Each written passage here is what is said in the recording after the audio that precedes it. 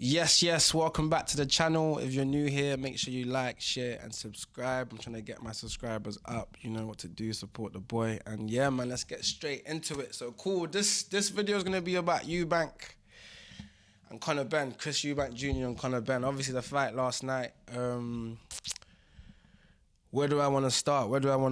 Obviously for me, I'm gonna say straight off the back, I'm not even doing the Monday night quarterback thing, like straight from the back, like straight off the jump, like I had a strong feeling Conor Benn was gonna win. I had a strong feeling Conor Benn was gonna win. Not because of, like, I felt like Chris couldn't do it or this and that or whatever. It was mainly just because I felt like the fight had came around very, very quickly. Like, very, very quickly. Like, the first fight was in April. And we have and this is one thing as well that I find jarring in boxing, yeah? Like, there's too many rematches. There's way too many rematches. Like, guys, I get it. Sometimes, like, certain fights, like, it deserves or warrants a rematch. I don't think like, from the first fight, I don't think these men needed to rematch. I do not think there was any need for a rematch. I feel like this one, it was just like a cash grab, and obviously it is what it is, and if you're gonna get paid, they're saying what, like 10 odd million for a fight, alright, cool, whatever, innit? But the reason why, like, going into the fight, I felt like Conor Benn was gonna win is because I just felt like, bro, like, if Chris Eubank, like, suffered so much, like, if Chris Eubank suffered so much on the first fight and you had to be in hospital for like 2 days or whatever, and this and that happened to him, and he was what they say, he was dehydrated and all of this, like, bro, like, how are you gonna fight again in November and basically make that weight again? What's the weight? 160. Make the weight again. Do all of this. Take off all like doing all the sauna stuff. All these. What's that thing I seen in poster picture of when he's in that sweat thing and he's doing bare sweat. Like, bro, like, my guy, like, you're only getting older. You're like 36. You're 36, bro. Like, bro, man, I'm 36. Like, you can't be, like, bro. After that fight in April, I think it was even scheduled to fight in September, and obviously Eubank pushed it back.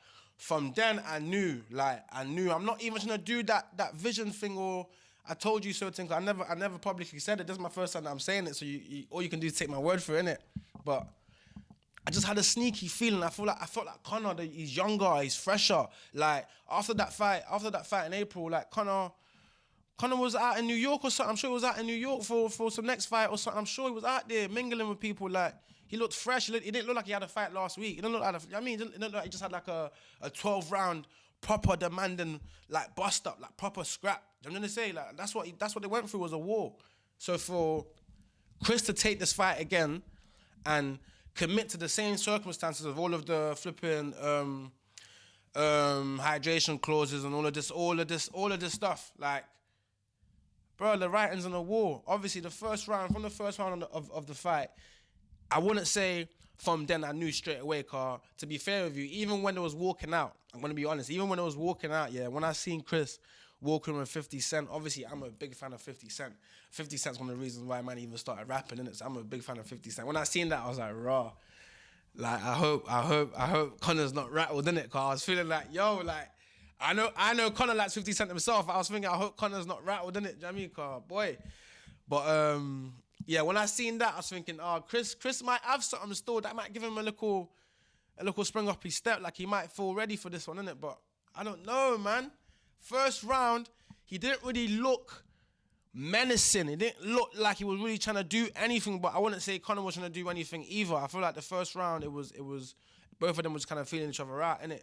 Second round is when I started thinking, yo, Chris just looks weird. Like, I can't explain it. He just looked weird. Like, from the second round, I was thinking, like, this guy looks weird. He doesn't look on. Like, he doesn't look like he was, like, in there. It looked like he was just staring into space. He looked mad lethargic. He looked like he was just chasing ghosts, fighting shadows and that. He didn't look like he was zoned in. I can't explain it. As the rounds are going on, I'm clocking that, yo, this guy's not in the fight. Like, he's not in the fight. Like, he's not fully here to throw hands. He's more looking like he's trying to survive. Obviously, I'm gonna give credit to Conor and say, alright, cool. Conor stuck to his game plan. Obviously, his trainer, Tony Sims, I feel like they had a good game plan. Obviously, he wasn't as wild as he wasn't in the first match. He wasn't as reckless. He wasn't just fighting off emotion as he wasn't in the first fight they had. But I wouldn't also say, like, Conor was world class or spectacular. Like I didn't watch that and think that. I didn't watch that and think, nah, Conor's crazy. Like, bro, man can't handle Conor. Like people can't. Like, I didn't think that. Do you know what I mean? Like it didn't. And going into the fight, I was team Benn. Like there was no round that I felt like no, Chris dominated this round. Like there was some rounds where there wasn't that much action. There was a lot of like passing and a lot of like people just a lot of them just like, do you know what I mean? Like all of that, bare twitch action, but like there wasn't no round that I felt like no, Chris, you took this one. Like the only memorable thing that I can remember him doing, I think he must have threw like two right hands or something like one after the other, and it hit Conor on the chin, if I remember correctly. Like it was like bam, and then another one bam. That was the only memorable thing that I remember Chris doing. The rest of the fight, he was just he just looked weird. Even his stance, like he looked like he was just like plodding, like he couldn't move his feet, like. It was just so, like, even though, like, I'm not gonna lie, like, I'm not gonna say, like, I'm the biggest Chris Eubank fan or whatever, or, like, I'm not gonna pretend. I think I respect Chris as a person, innit? I rate him as a person, as a boxer. I'm not his biggest fan in the world, but I rate him, I respect him, innit? I've never seen him like that. I can't explain. Like, even in the fight with Liam Smith when he got chinned, it's like he looked awful in that one, but he looked like he still had something.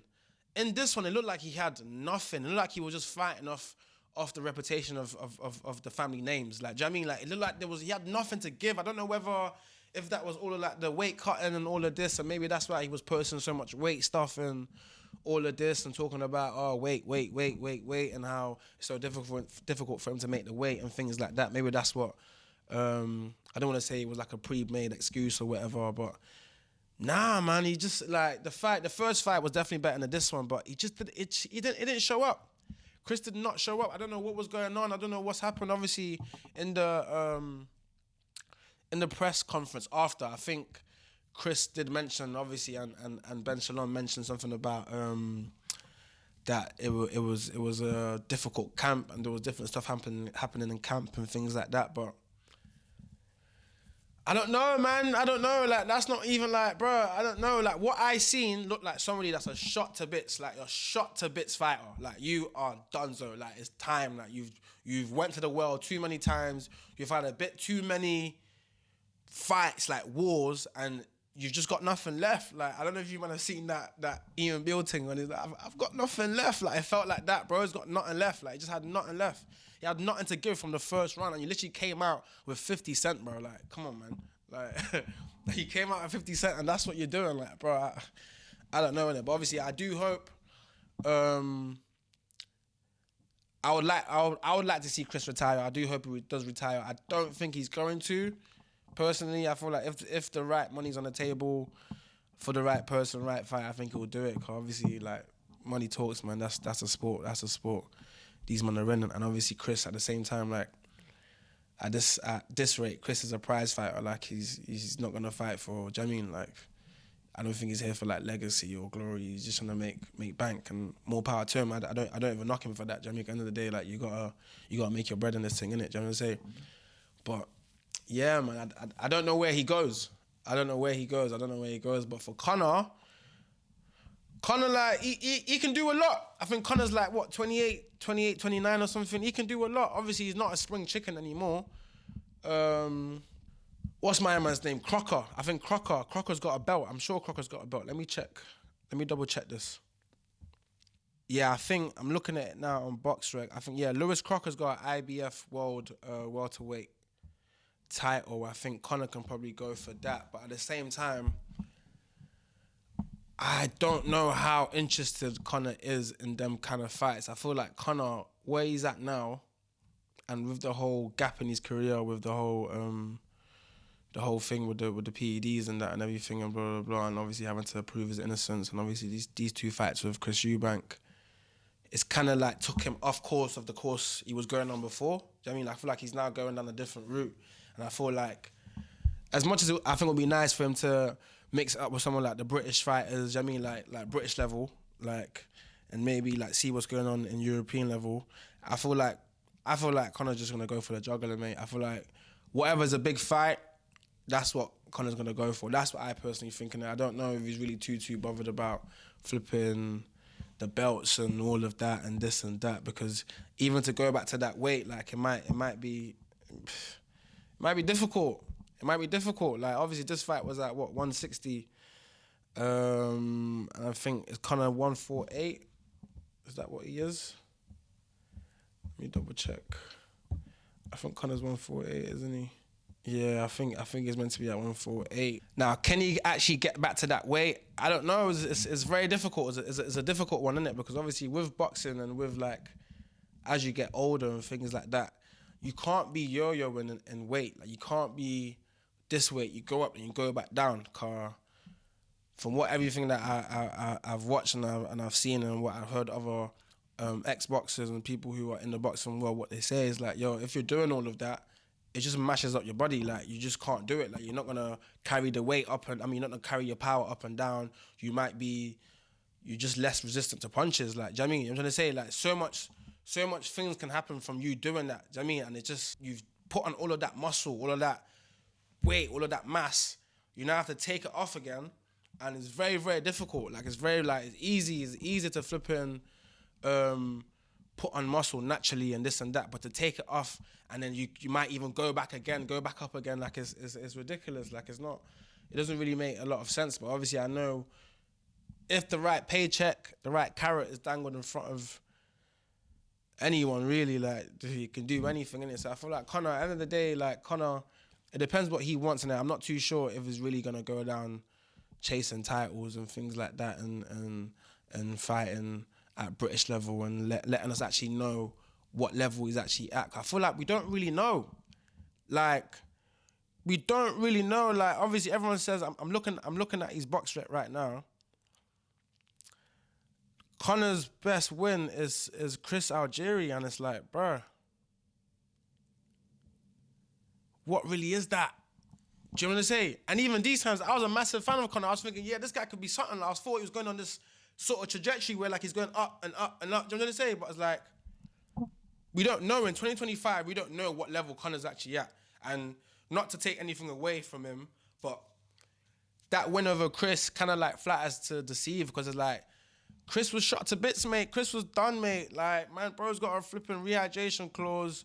Like, he's out of weight. I know he's been fighting on that weight for his last how many fights, but like, he's like 36 now. He can't be, like, do you know what I mean? Like, we can't judge Conor and say, yo, Conor's this or Conor's that or Conor's this level or that level from that fight, because, yo, he was literally fighting a flipping a shell of a man in there. Do you know what I mean? He was literally fighting. I don't even know what he was fighting. Do you know what I'm saying? Like, whoever he was meant to be fighting didn't turn up. Do you know what I mean? So we just have to wait and see. Obviously, I would like to see, like I'm saying, I would like to see Conor mix it up at British level and just.